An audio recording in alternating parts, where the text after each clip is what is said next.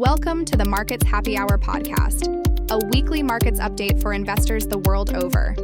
Each week we discuss inflation, geopolitics, interest rates, equity markets, and other asset classes. To try to answer the question, what does this mean for my investment portfolio? Let's dive in. I would just say a couple things that I keep testing AI model tools and keep searching for these other answers that I can't solve. So one thing I would challenge all of you to do when you go back to your office and look at any AI tool that you're using is ask it to draw someone writing with their left hand. And it can't do it. It also cannot draw an analog clock with a time other than 10:10. The reason for that is because the reference sources for those pictures are all with people drawing with the right hand or all a clock showing the 10:10 time, which you've seen in all advertisements.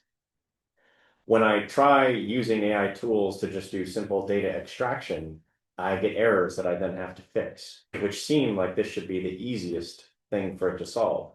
But the larger question for me is not the current inadequacies of AI tools for simple or even complex tasks, which I'm sure eventually they'll be able to fix that and get there. And we'll move from being pattern matching tools to actual intelligence tools.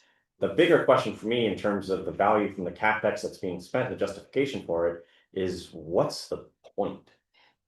The point when we were discussing 25 years ago about laying the dark fiber and spending the CapEx was the inevitability that we all felt of everyone coming online, everyone doing a million different things.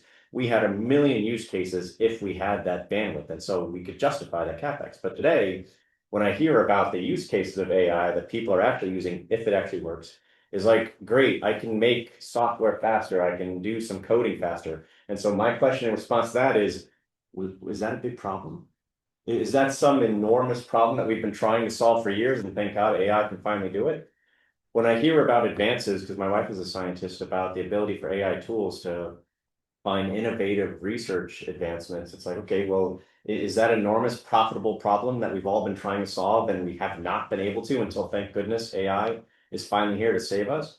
And so that's the one big thing I'm always looking for is like, great, why does that matter? Well, yes, it's interesting, but does it have actual utility? And then further, from a business perspective, does it generate not just the revenue that's expected that, I'm paying $20 a month for ChatGPT Professional, but does it actually lead to some inevitable profitability because it has a use case that we can all be happy with?